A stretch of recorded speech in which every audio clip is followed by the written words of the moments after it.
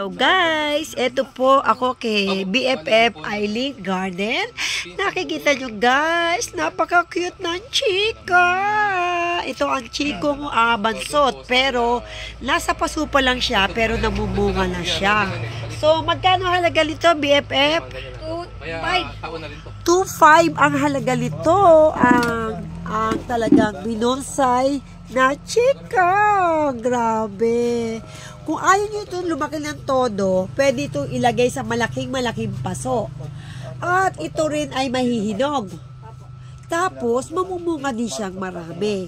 Kaya lang ang galaga nito ay 2.5. So, bibili kayo ng malaking paso kung gusto nyo meron kayo nito sa inyong kabahayan o kabakuran.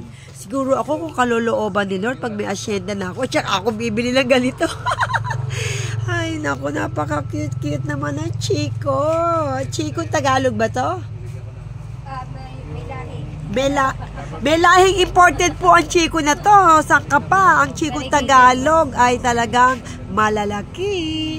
Ang cute ng bunga ng Chico. Napansin ko agad ang cute pala ng Chico. Ano niya, parang 5 fingers yung lips niya, no?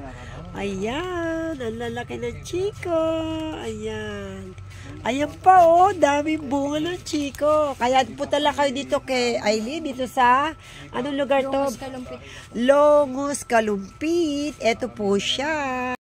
Aking BFF na talaga namang mahusay ang kamay sa halaman. Dinadayo siya ng mga mayor, gobernador, kunsihal, tsaka pati ng vlogger. Ayan. Nakita ulit kami, akala ko nakalimutan na. Nakikita lang kami to, pupunta lang ako nito tuwing bibili. Pero ngayon, syempre, kailangan yung friendship ay mas malalim.